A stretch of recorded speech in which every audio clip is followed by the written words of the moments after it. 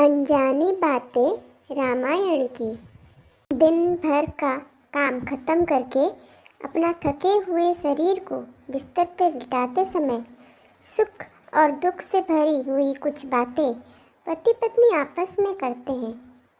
ज़्यादातर एक स्त्री ही अपने स्वामी को क्या सही और क्या गलत समझाती है, क्या करना चाहिए और क्या नहीं, उसका उपदेश देती है।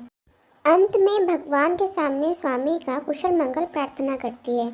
उस दिन स्वामी रावण के पास बैठी पत्नी मंदोदरी बोली, स्वामी, जगत माता सीता का अपहरण करके क्या आपने सही किया? ऐसी भूल क्यों किया आपने? धीरे धीरे सब मर रहे हैं, ये वंश समाप्त होने को है। जो परम ब्रह्म है, जो जगत के पिता हैं, आप उनके पत्नी का अपहरण करके क्या सही किए? रावण मुस्कुराए और बोले, मंदोदरी, राम कौन है ये मुझसे ज़्यादा इस संसार में किसको ज्ञात होगा। जय विजय, दोनों भाई हम भगवान विष्णु के पहरेदार थे। हमारी गलती के लिए अभिशप्त होके हम दोनों अब रावण और कुंभकर्ण के रूप में जन्म लिए। अनेक प्रार्थना के पश्चात प्रभु आए हैं हमको उद्धार करने के लिए। मैं महान ऋषि विश्रवा का पुत्र, चारों वेद अपने 10 मुखों से उच्चारण कर सकता हूँ। जब मुझे मालूम पड़ा कि प्रभु मुझे मार के उद्धार करने के हेतु आए हैं, मैं खुद गया सेतु बंध प्रतिष्ठा करने के लिए। मंदोदरी, मैं रावण, मेरा पहला अक्षर है रा और तुम्हारा पहला अक्षर है म। मिलके होता है प्रभु का नाम राम। मैं भक्त, वो भगवान। मैं पुत्र, वो पिता। मैं प्रकृति, वो पुरुष। जब माता सीता को लाने हेतु उनका बाएं हस्त को मैंने पकड़ा, मैं जान पाया कि माता सीता माँ बनने को सक्षम नहीं है। डॉक्टर और वैद्य नारी के बाएं हाथों की नाड़ी को ही परीक्षा करते हैं। तब मैं उनको लाके अशोक वन में रखा।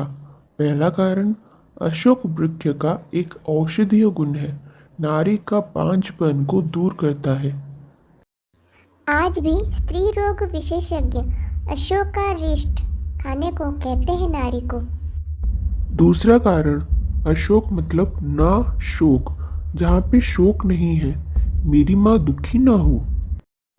तीसरा कारण, प्रभु राम ने वनवास का शपथ लिया था, इसलिए मैं माता सीता को महल में ना रख के अशोक वन में रखा। ये सारी बातें सुन मंदोदरी बोली, आप तो सीता माता को लेकर सेतु के पास जाते, वहीं पर युद्ध करते, मृत्यु के साथ मुक्ति पाते। प्रभु राम माता सीता को ले जाते, उनको लंका आने का अवसर क्यों दिए? मैं राक्षसों का राजा हूँ। राजा का कर्तव्य प्रजा का मंगल करना होता है। मैं तो मर के मुक्ति पा लेता, पर मेरे प्रजा का क्या होता। मेरे पास माता है तो पिता भी आएंगे। ये अपूर्व मिलन देखकर राक्षसों को मुक्ति मिलेगा। मंदोदरी की आंखों में आंसू। प्रश्न किए, स्वामी, सब कुछ तो आपको मिला, मुझे क्या मिलेगा? रावण उत्तर दिए, तुम राक्षस की पत्नी होकर भी सती कहलाओगी और विवाह जैसे शुभ कार्य में ब्राह्मण मंत्र उच्चारण करेंगे। यथा रामस्य सीता, यथा रावणस्य मंदोदरी। इस व्याख्या में कुछ भूल हुआ हो तो क्षमा करें। अगर ये व्याख्या आपको पसंद आया हो तो इस चैनल को सब्सक्राइब करें, लाइक, शेयर और कमेंट करें।